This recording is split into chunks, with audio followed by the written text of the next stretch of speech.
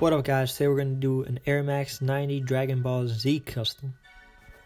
A little magic. Trace your cutouts.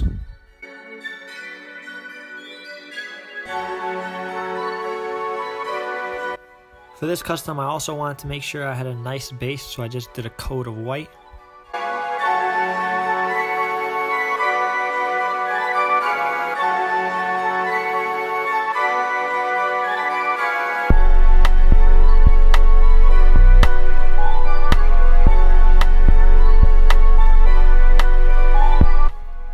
From here we just painted, filled in the detail, outlined, and just watch.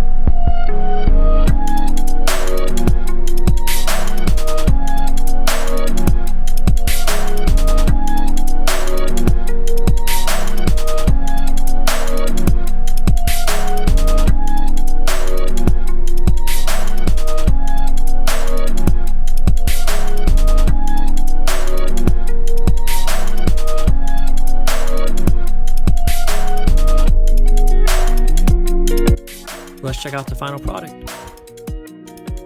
As always guys, thank you guys for watching. If you guys want to order some customs, please DM me on Instagram and please subscribe. Thank you.